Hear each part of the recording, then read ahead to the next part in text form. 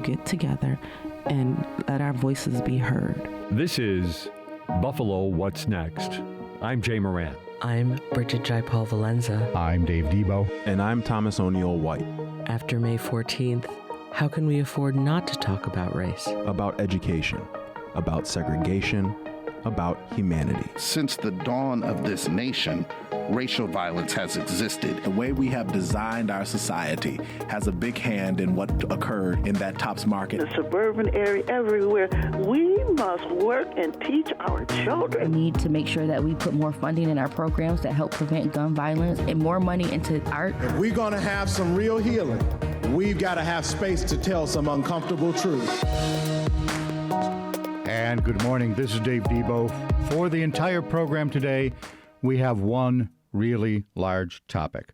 Payton Gendron, the gunman in the deadly May 14th mass shooting, is now guilty. He pleaded guilty in a court yesterday to a variety of charges, including domestic terrorism, including 10 counts of first-degree murder, including 10 counts of second-degree murder as a hate crime.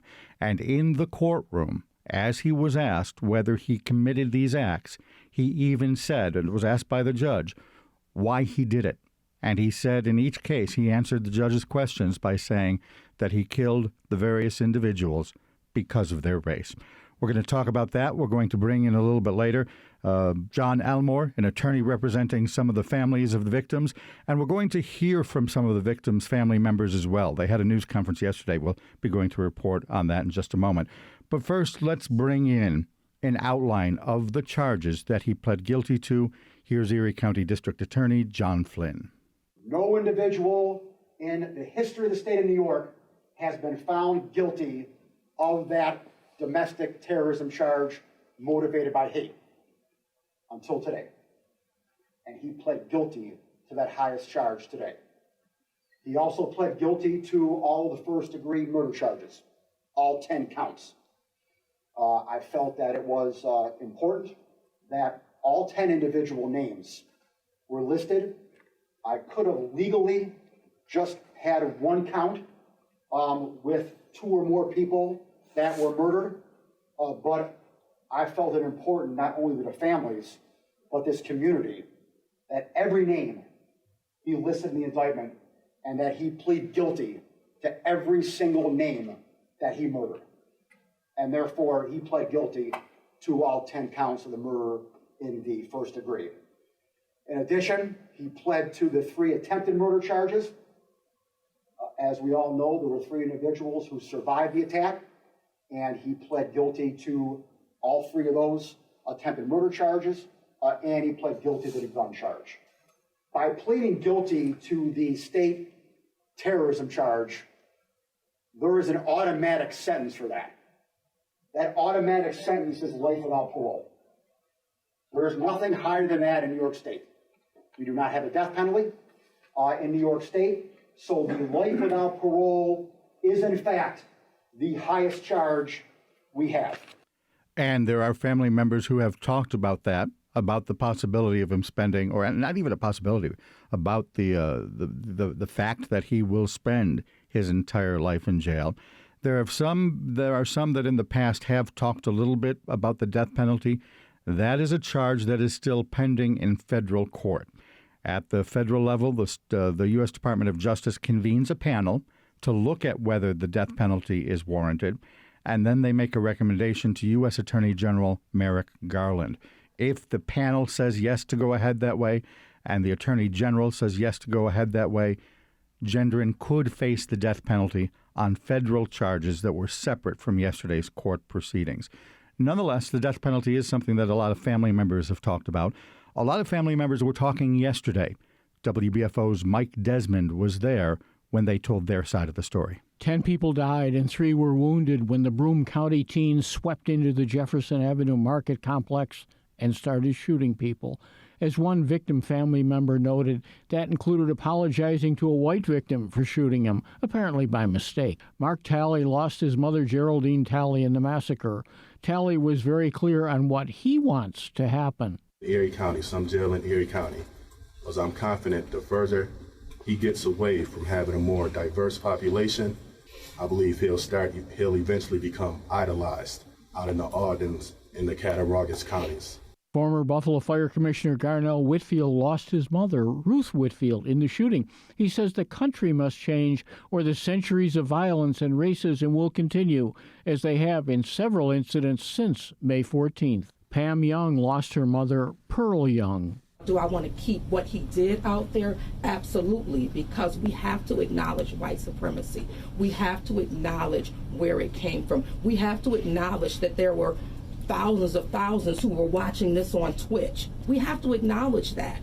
Zenaida Everhart was in a different situation in the news conference, and she readily admitted the difference. My experience is different from my newfound family, right? Like, I got to keep my kid. And so today, I haven't watched any of you guys' news reports since May 14th. I haven't watched one of them. Just hearing them read the details. Who got shot first? Zaire got shot third. His mom says he's recovering from his bullet wounds, very close to vital organs. Mike Desmond, WBFO News. And Attorney John Elmore is with us now for the balance of the hour. He represents the families of Andre Mackneil and Kat Massey. John, thanks for stopping by. Thank you for having me. You were in the courtroom yesterday for that powerful moment, the one that Zenaida Everhart described, the one that John Flynn alluded to. Instead of just having Gendron say, guilty to all charges, the judge had him enumerate the names of each victim and the fact that he shot each of those victims because they were black. What was that like in the courtroom? How powerful a moment was that? Well, first of all, let me say the victims' families deserve nothing less than a plea to every single count. This is probably the worst crime that's ever happened in the city of Buffalo. White supremacists just gunning down innocent people, ages from 86, 77, 72, 67. I mean, senior citizens, defenseless, unarmed, people that he never met for the only reason of their race. What was it like? He didn't appear to be remorseful. I looked at this little skinny punk in prison garb, and it felt like looking in the face of the devil. Surrounded by his attorneys, the courtroom was a very small courtroom because the normal courtroom that would have had this, there was a leak in the ceiling, so it was in a very, very small courtroom. There were 40 family members there, a few attorneys, and the press. And the plea allocution was longer than normal. Typically, when somebody pleads guilty, there's a few questions. Is this a voluntary knowing plea? Is it advice of counsel? Yes. And how do you plead guilty? And that's the end of it. But this plea was unusual. It took a very, very long time with the defendant and the judge going over each and every count of the indictment, the judge making sure that the defendant took this plea and had an opportunity to speak with his parents, had an opportunity to speak with his lawyers, had an opportunity to review all of the evidence, and there's a good reason for it. Because when you think about it, he's going to go to jail for the rest of his life if he doesn't get the rest of his life. Even if he gets the death penalty, he's going to be in jail for the rest of his life. But when people go to jail for the rest of their life, they spend their entire time in prison, with jailhouse lawyers trying to figure out how the heck to get out of jail. And so in this case, there were some real issues because the defense attorneys had 3 terabytes of information to review, and the judge wanted to make sure that the defendant had an opportunity to review all of that evidence against them. So was the enumeration of each charge, yes, I killed Roberta Drury because she was black. Yes, I killed Margus Morrison because he was black. Yes, I killed Andre Mackneil because he was black. Yes, I killed Aaron Salter because he was black. Same with Geraldine Talley, Celestine Cheney, Hayward Patterson, Catherine Massey, Pearl Young, and Garnell Whitfield. Ruth Whitfield, rather. When they went through that list, was the judge doing that to be politically, legally expedient? Did she want to make sure that every single I was dotted and T was crossed? Or was she trying to make a statement that this was certainly a racially motivated crime? I would say... or maybe both. Okay. I would say both. But, oftentimes people go to jail, and again, they spend the rest of their life trying to get out of jail, and any little technicality, they'll file a motion to try to get out of jail. And so this plea allocution was so detailed that it was almost like an anticipation of any possible motion that Gendron could have filed when he's in jail. Did he have effective assistance of counsel? Is this a voluntary plea? Is it a knowing plea? Did you have enough time to communicate? Are you sure you're knowing what you're doing? And then all of the details of each and every crime, admitting to those, so that it when he does file these motions, which I'm sure at some point he will, he's not going to be able to win. What was that like in the courtroom? Some family members yesterday spoke about how visceral it was. Okay, so... triggering even. Yeah, well, all the family victims were aware of, that this was the one that murdered their loved ones. But to hear the details, the sequence of when and how they were killed, it was probably like the second worst day of their life. The first day was, when they learned that their loved one was killed, first worst day, and then to hear him admit to it was like the second worst day. I mean, they could just visualize what was happening, and then look at the person who pulled the trigger, who was less than 20 feet away, and to just try to understand how you could just hate a complete stranger living in a community that you're not from, that never did anything wrong to you, that's unarmed, and just slaughter them because of their race. It's hard for people to comprehend. Generalize, with the asterisk being that we know you are generalizing.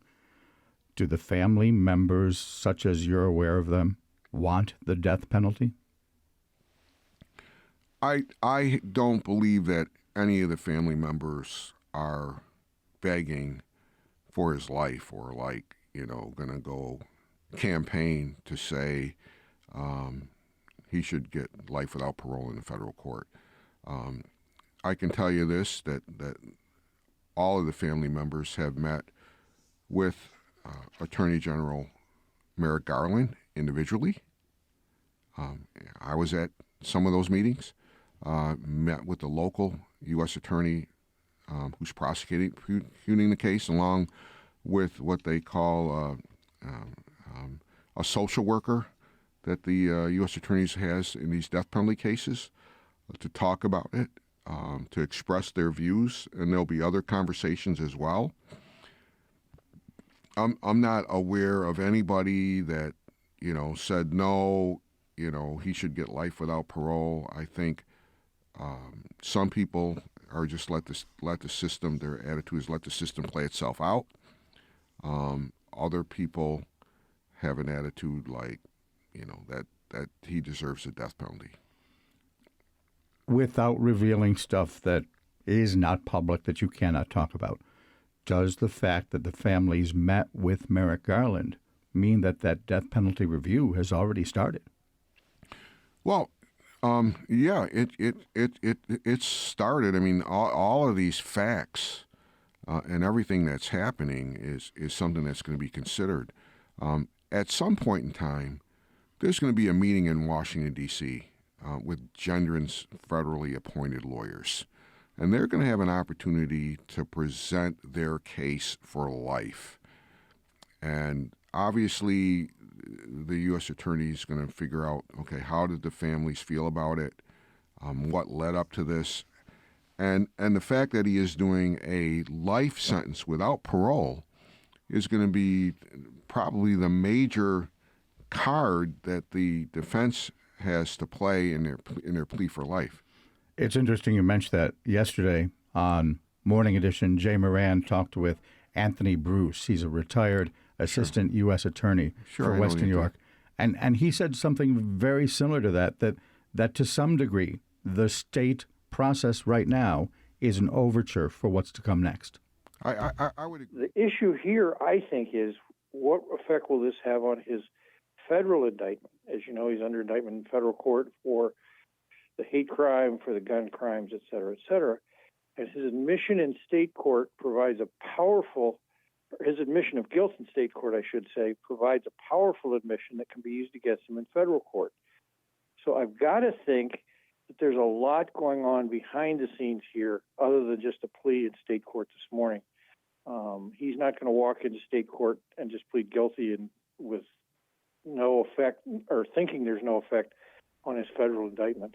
And you'd agree, John? Yeah, I mean, I don't think there's anybody in the federal authorities that said you plead guilty in state court and get life without parole. You know, it's going to automatically happen here in federal court. But it's certainly a mitigating factor if you want to consider it, that he's going to, anything could be mitigating when you kill 10 people and you slaughter them because of their race. But I mean, what else can he do what can they do to get down on their knees and beg for his life?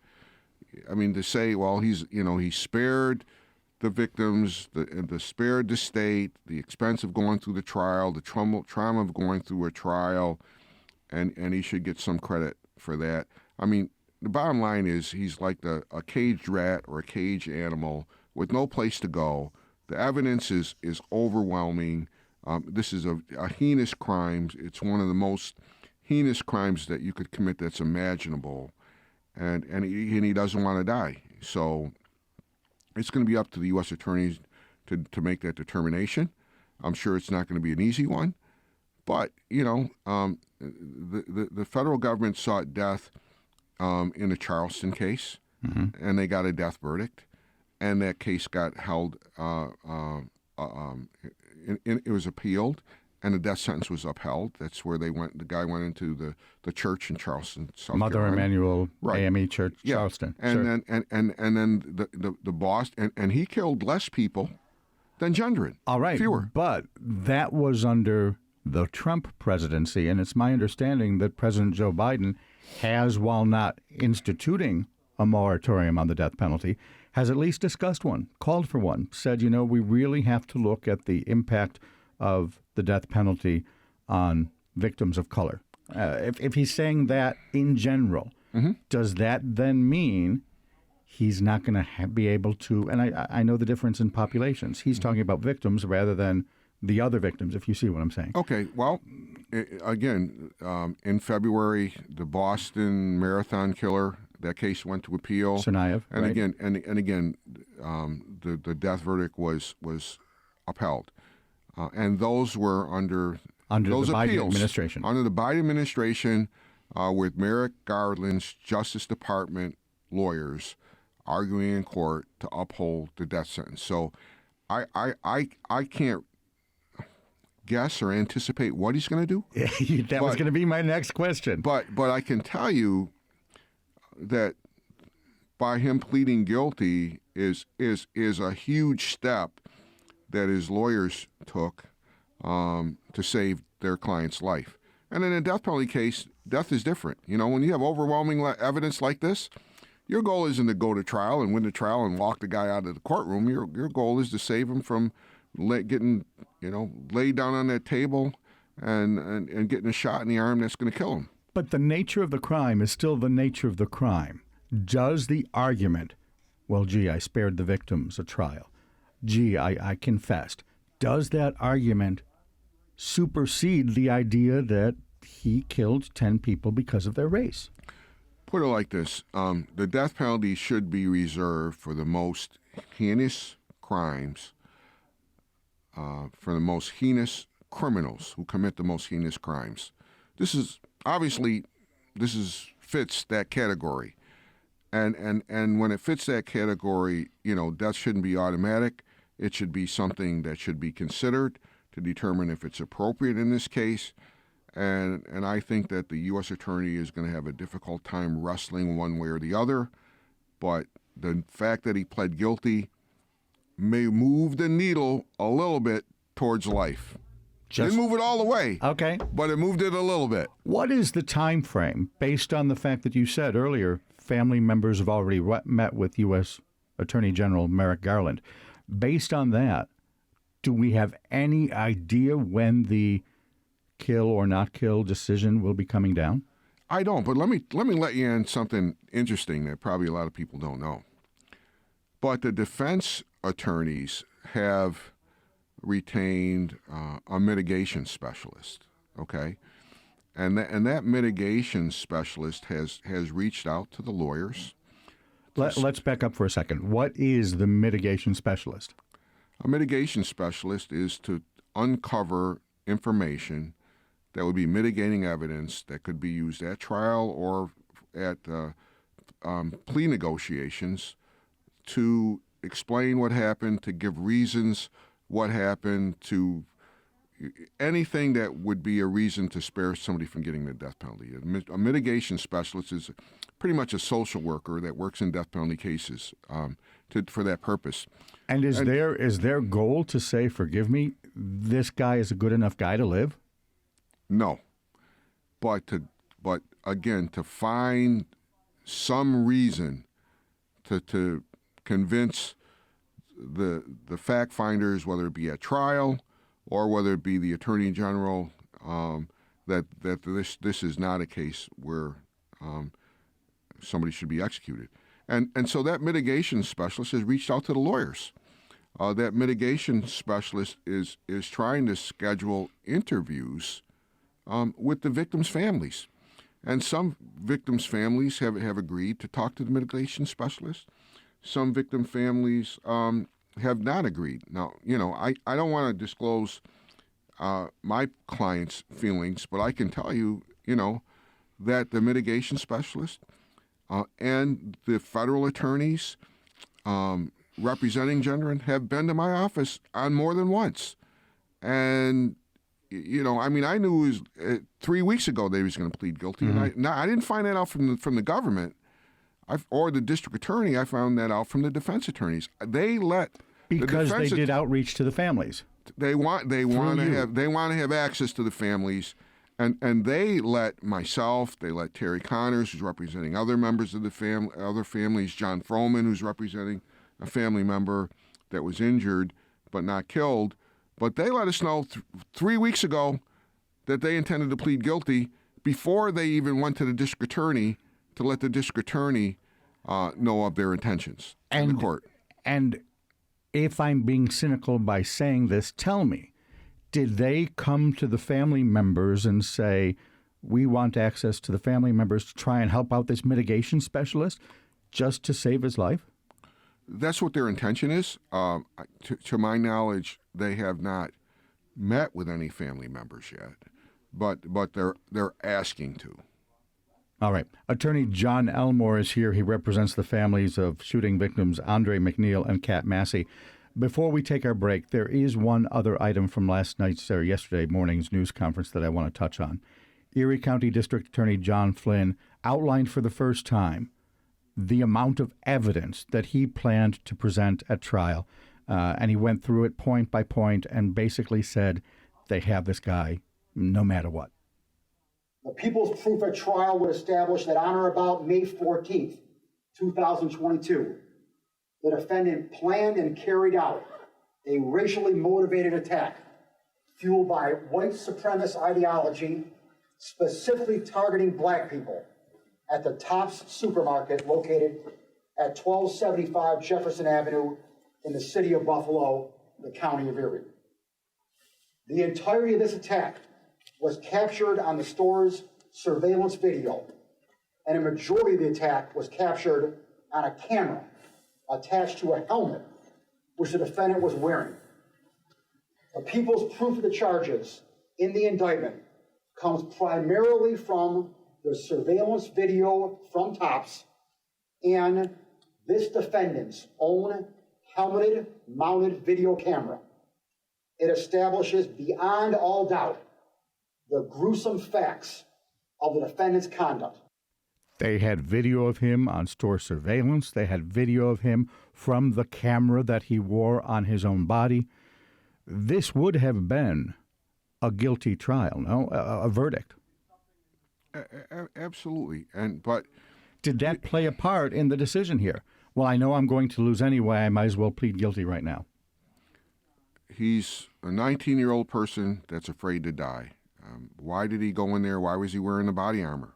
Because he knew that there was an armed security guard there because he surveilled the place before and looked at it. So, why did he spend all of his time, researching the different types of body armor to wear and what would protect him? I mean, he was actually even, communication with his social media with somebody who was a salesman for the body armor company, RMA, that he purchased it from. And I know you mentioned this because you've done some research. One of the things you're looking into is possibly, on behalf of the family members you represent, again, Kat Massey and Andre Mackneil's family, looking at places to place responsibility, possibly the gun manufacturer, possibly the armor manufacturer. A, how likely is it that there will be civil proceedings after all of this? And will any of that matter if he's put to death? Well, part of the reason for the civil proceedings, which there will be, is to make sure that this does not happen again to anybody else, okay? These weapons of mass destruction should not be in civilians' hands. They're weapons of war, and they're used in mass shootings all over the place. I mean, think about, 60 or 90 people that were killed in Las Vegas by these automatic weapons? I mean, those weapons aren't made to go hunting and shoot deer or shoot a rabbit. Those are designed for mass casualties. We're looking at the social media platforms as a responsible party. These social media platforms are designed with algorithms to almost addict people. I mean, there are several lawsuits right now where actions have been filed against social media companies where children have committed suicide because they've got addicted to the social media, because the social media is almost designed to keep people online, keep them addicted. After our break, I want to get into social media and gun manufacturers and body armor. But before we break, real quickly, tell me whether you picture him, Payton Gendron, being the target of civil action, assuming that he lives. The guy had $19 in his bank account. That's not deep pockets. No, I think that $19 is spent. So there's a possibility of litigation against his parents. They do have homeowners insurance.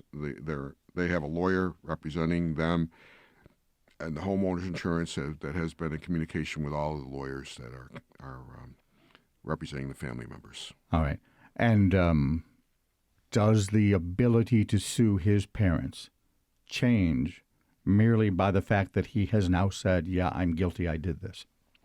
No, it doesn't. It doesn't change. I mean, you figure he used their car to come here. I mean, where did he buy? How did he have all of this money to buy all the body armor, to buy these weapons, and didn't have a job?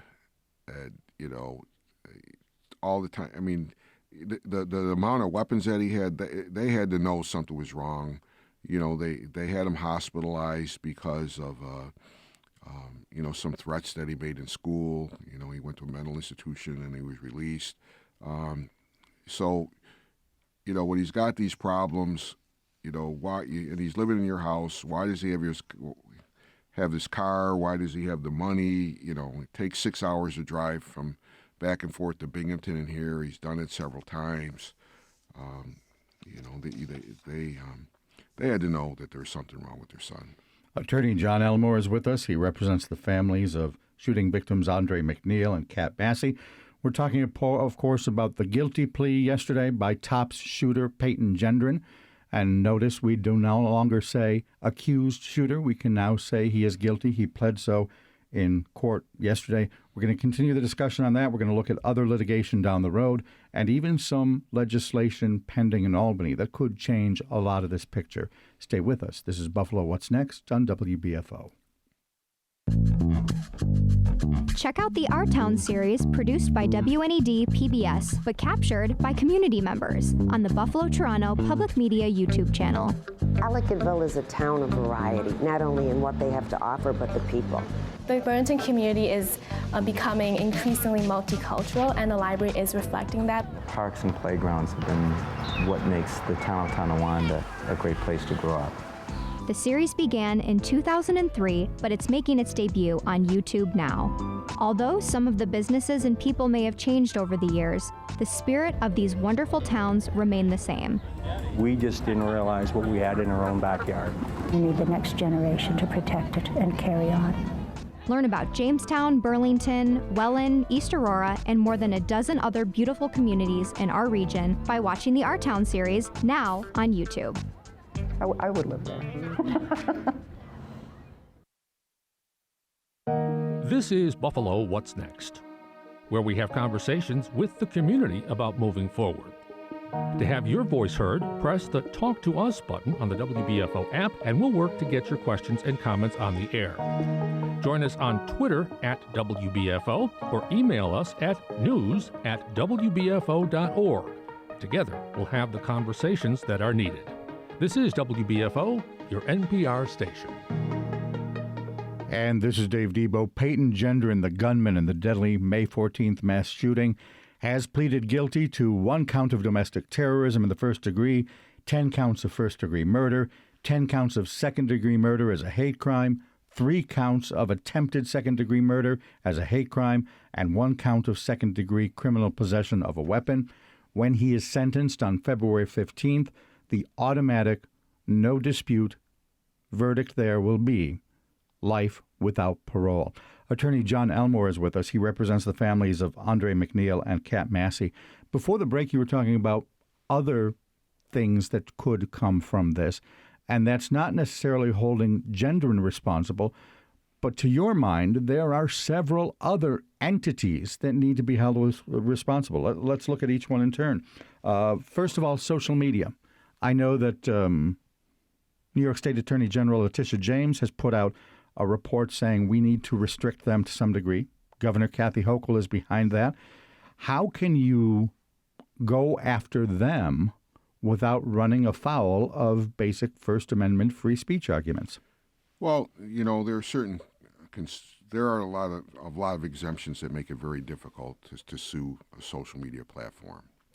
But in this case, there may be some exceptions. There's some ongoing litigation that I and as well as the other lawyers that are involved have been reviewing, where social media companies have been sued when there have been children that have committed suicide because they became addicted to social media. That the social media is almost designed to keep them addicted because of the algorithms. The algorithms try to... If you look at something, the computer basically says, oh, let's show him more of that something. And they're designed to keep people on as long as they possibly can. And so people become addicted. And in this case, first of all, he live streamed. Yeah. He became a copycat from these algorithms that sent him the live stream of the Christchurch shooting. He got the idea from that. He was educated on body armor from the social media streams. He was actually communicating with somebody from RMA, a salesman, and chat rooms, communications about the body armor. Okay, well, what do people need body armor for? What do they do? And then he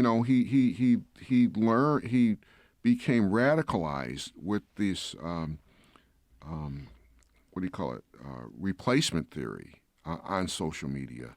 The information that we have is really he didn't have these racial, anti-black tendencies, anti-Jewish tendencies until he started getting stuck on the media during the pandemic, and so he became radicalized, and the computer just kept feeding him all this stuff, replacement theories, the Jewish people trying to run the world and take over the world and a new world order and all of this crazy stuff, and he got addicted to it, and then he live streamed it, and the live stream was so terrible that I can tell you some of my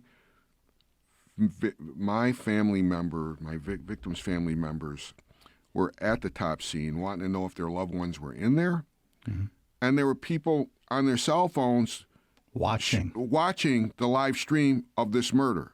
You understand? And so why, again, we're hoping that we can hold the social media platforms responsible. It's a huge hurdle. I was going to say, to my mind, the biggest obstacle you would have there, and correct me if I'm wrong, is his mind may have been poisoned, but does that equal an exhortation to action? Did these social media companies say, go to the tops on Jefferson and Buffalo and kill black people? Let me just say that this social media litigation, it is fairly new. There's not a lot of case law on it, but myself, I have a team of great lawyers working with me. Josh Koskoff, who was successful in $73 million lawsuit against Remington for the Sandy Hook case, and then sued Alex Jones, right? Yeah. You talk about freedom of speech. Infowars, and got a $1 billion verdict for the Sandy Hook families because Jones was on air, saying that this thing was a hoax. He's a great lawyer. That was a libel case, though, wasn't it? Is that a little different than a liability kind of thing? That's correct. But again, it was. I have the Giffords law firm, or the foundation for Gabby Giffords, working with me. Terry Connors is a Buffalo lawyer. We're working almost, even though we represent different people, we're working together for the good of our city, for all of our clients. Met with Ben Crump yesterday, and so we're doing the best that we can to make sure that this doesn't happen anywhere again in America, and whether it's the social media platforms, the manufacturer of the weapon, the manufacturer of the body armor, the manufacturer of the gun magazine. If we can hold corporations responsible, then they will make sure that these products don't get put in the hands of dangerous people. I want to look at the products in just a second, but let me stick with social media for just one or two more questions. So many people have said that part of what allowed, I won't even say enabled, but allowed Gendron to do what he did was the fact that the East Side is segregated. So many people in the aftermath of the shooting have talked on this program and elsewhere about the prevalence of racism. If that is such a large thing in society around Buffalo, around the entire nation, how much of that can you lay at the feet of social media? It's pre-existing. It's there. It's something that's been there for a while. And I don't know if you would be able to say, yeah, Gendron did this because of social media. I think it might come down to, yeah, Gendron did this because he was racist. The social media, we believe, radicalized him. The social media, he had very little interaction in his small town outside of Binghamton with any African American people at all. And he even says in his own social media accounts that he didn't become a racist until he started reading all of these things on social media and all of these platforms. And again, we have tough hurdles, whether it's holding a gun manufacturer or anybody responsible for this other than Gendron. But our goal is to make this community safer. Our goal is to make this nation safer. Our goal is sometimes corporations put profits over the safety of our community, the safety of our nation. sometimes politicians don't pass laws that would protect our community because they're more concerned with power over representing the people. And if there aren't lawyers that will challenge the system, whether it's a corporate structure, whether it's the government or whatever, then average people like those 10 folks gunned down on Jefferson Avenue aren't going to have the protection. I can tell you that my firm, the team of lawyers that I represent, that have joined me from across the country, the lawyers that Terry Connors is working with, we're going to do what we can do to make sure that a massacre like this never happens again. I'm not going to guarantee a win. But you feel you have to make the fight. We're gonna fight. When Josh Koskoff filed a lawsuit against Remington and Sandy Hook, nobody ever heard of it. Yeah. And they came down, with $73 million for their families, and actually bankrupted the company. Okay, they bankrupted the company, and so it's a challenge that we're just going to have to do because we don't want to. There's too many mass shootings across America. It happens all the time. Before I move on, I do want to touch on body armor, though. You spoke earlier of the idea that he was in touch with the company. He was asking for specifications about it. You could argue that they probably knew what he had in mind and that would be negligence if they allowed him to purchase this knowing that he was going to shoot people. Mm-hmm. Well, let me just say, right now, we're at the investigative stage.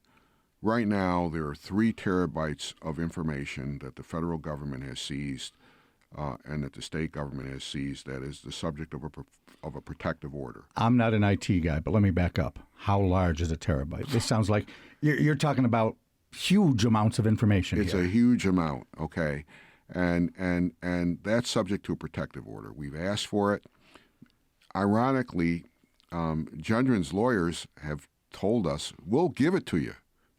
But we've got to see it first. Well, they've already seen it. Oh, they have access to it. They have it. Okay. And they're willing to give it to us, but there's a court order in federal court and a court order in state court that's protecting them from releasing to anyone. Now, John Flynn has indicated that he's willing to turn it over to us, but right now, the federal government is not turning it over to us. They don't want to. They're opposing it. And what do you? But I can tell you that there is a meeting scheduled between myself, Mr. Connors, who's representing some of the other families, and the U.S. Attorney to talk about allowing us to have some of that information. Now, additionally, why do you think they're not releasing to it? They're being a little bit overprotective because of a potential because they think there still could be a trial or a death. Yeah. Okay. Right. But again, when you're going to file a lawsuit against major corporations, right, social media corporations, gun manufacturer, whatever, knowledge and evidence is power. And right now, all the evidence, if you're like, you asked me a lot of questions, right, that I couldn't answer because you just don't know because we don't have that information. Okay. Also, we made a Freedom of Information request to the Attorney General's office for their study on social media. And again, if you read their document in their report, obviously social media had a huge impact in radicalizing Gendron, in training him and teaching him how to commit this mass murder. And he wanted to be a copycat for other murders that were live streamed for racial reasons, right? So we made a Freedom of Information request, but that was denied because they want to respect their other law enforcement agencies, the state and the federal protective orders. Now, hopefully that'll change. But I can tell you there's an upcoming meeting between the lawyers representing the families. We're all working together. It's not one firm representing these clients and another one and that one. We're going to keep everything separate. We're working together as a team for the safety of this community. And hopefully they'll release some of that information. And then our experts can review it. And then we can frame and not just assume but have evidence that, who's responsible. Have the evidence, understand what the legal standard is, and if there is a case, then file a suit. There was a profile of you and your efforts in the New York Times about, 3-4 months ago.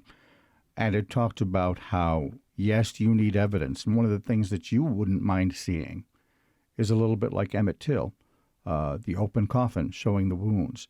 There was a discussion in that article about the idea that you have consulted the mortician to talk about what guns do to people, to talk about the wounds, to talk about the body parts that are no longer. Your Washington Post. Okay, okay. Yeah. I thought it was Times. Yeah. My bad. That's all right. Is that the kind of thing you think would be brought forward independent of the terabyte of federal information? Everything. I mean, there's evidence at the crime scene. I mean, there's ballistic evidence. There's, chain of custody, photographs of everything. If we are going to put together a lawsuit, again, we need to have the evidence, and hopefully the U.S. attorney and the judge in federal court will loosen up and have the lawyers allow the lawyers to have access to that, so that we can. I mean, again, you can't just file a lawsuit because you think something happened. You have to file a lawsuit when you have evidence, and right now we're anticipating and waiting and pleading with the federal authorities to turn over the evidence. Again, John Flynn, the DA doesn't mind if we have it.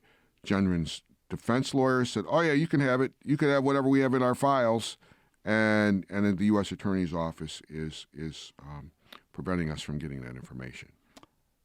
Good attorney bases things on fact. I want to pull you away from fact and just talk opinion for a moment. Getting back to the idea of having the mortician testify. There has been a debate after any cases like this, not just in Buffalo but anywhere, that the media perhaps should show photographs of what happened to victims. Where do you weigh in? It would be traumatic and triggering, but I think you and maybe others could argue that there is a purpose there. Again, going back to, 1959, Mamie Till with the open coffin to show what they did to her boy. Well, in her words. I've seen photographs that the mortician has taken, and they're shocking.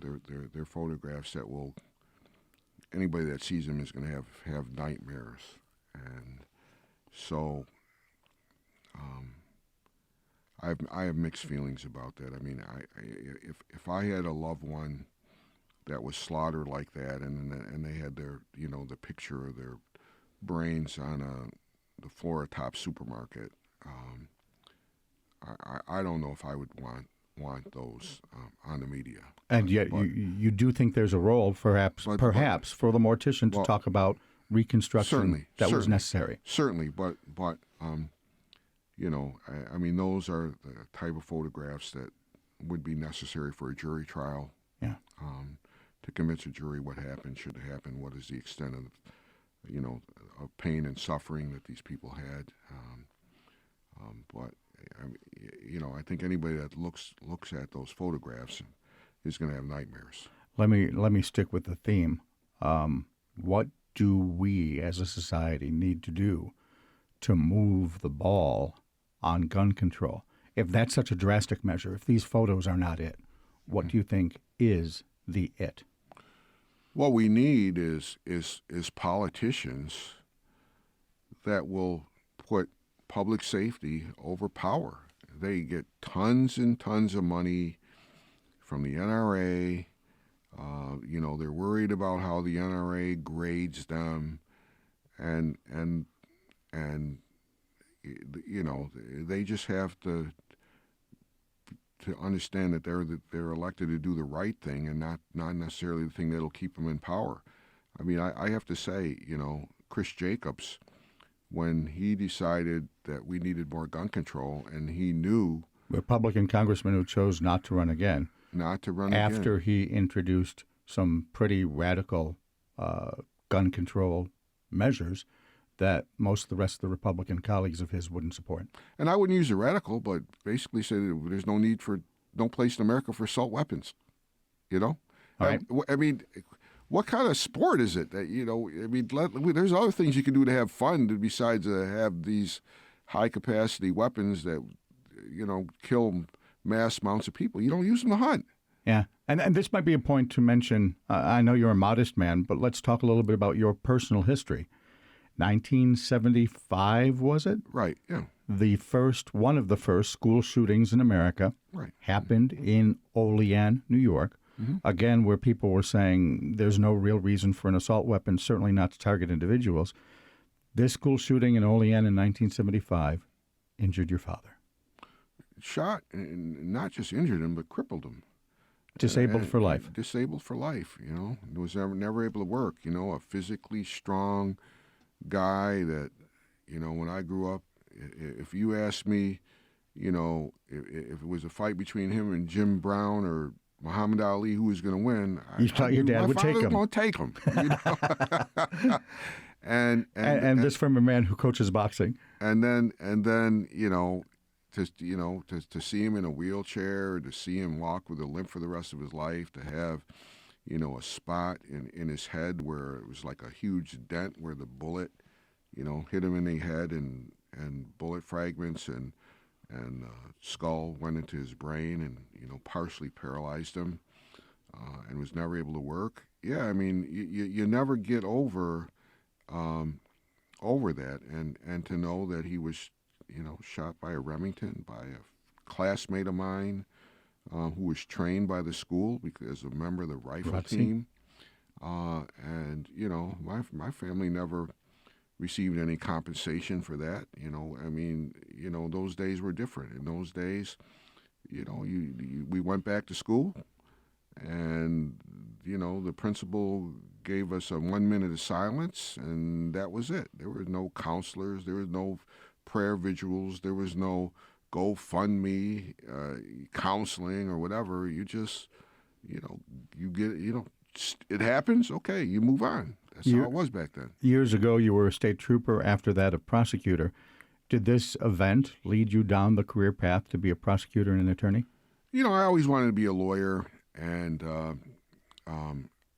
me becoming a trooper was just simply a really good job offer during my gap years so I could save enough money to go to law school.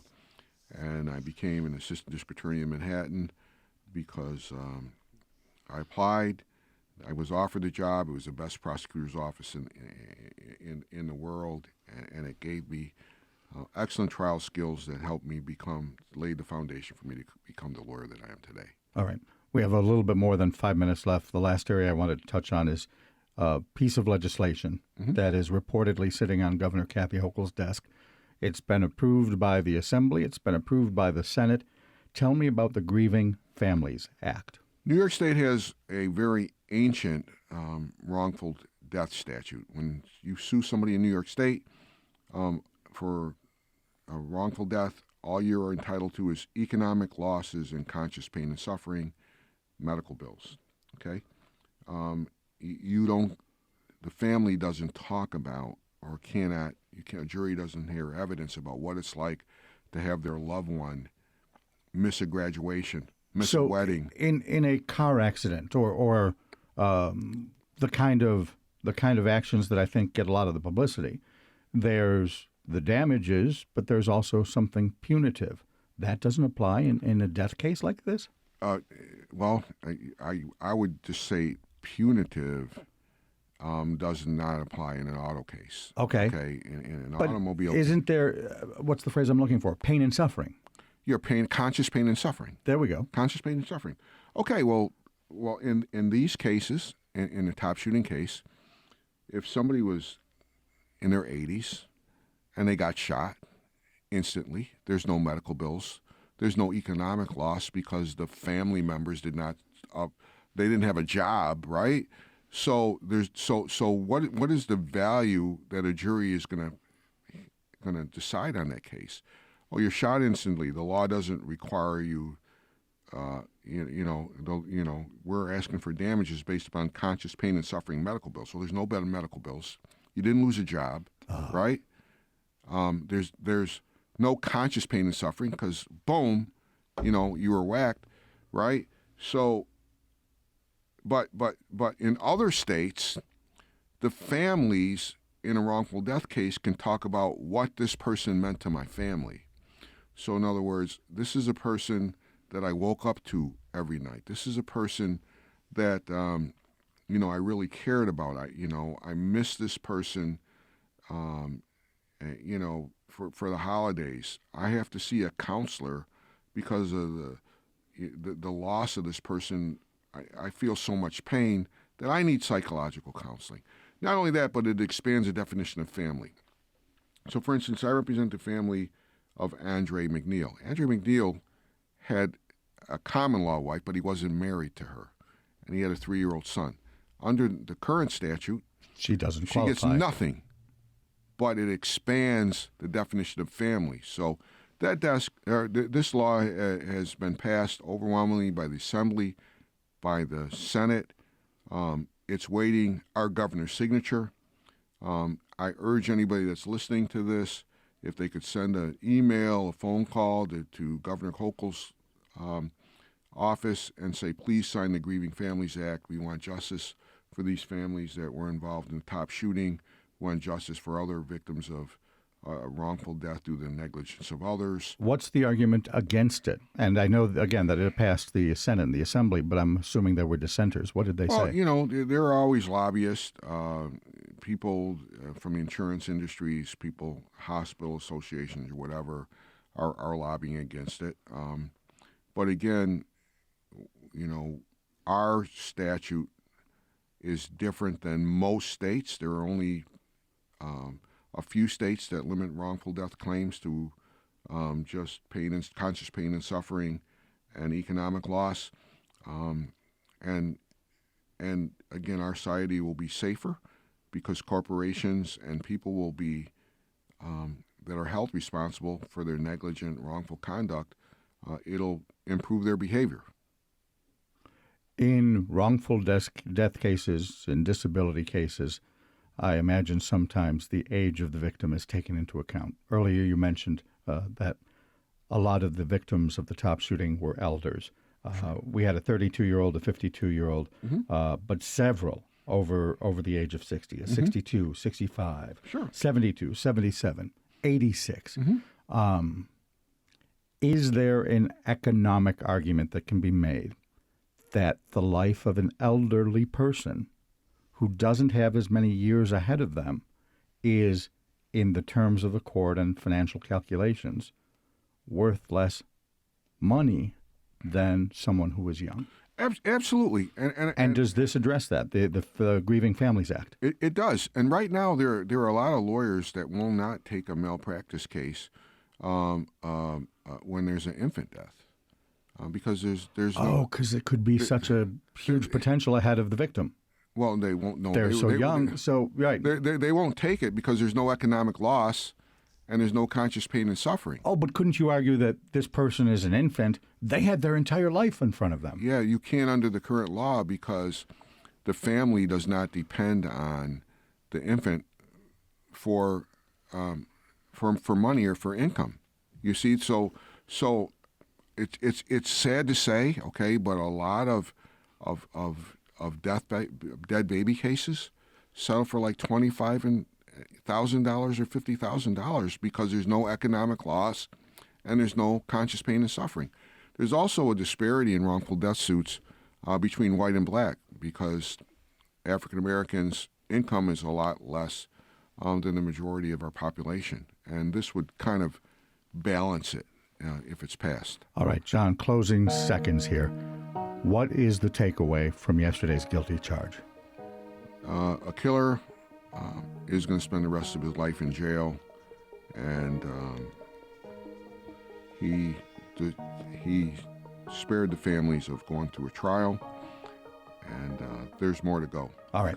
Attorney John Elmore represents the families of shooting victims Andre Mackneil and Kat Massey. Thanks for coming on in. Thank you for having me. Shout out to my hometown, Ole, in New York. This is WBFO Buffalo, WBFO HD1, WOLN in Olean, and WUBJ Jamestown. I'm Dave Debo. Thanks for listening.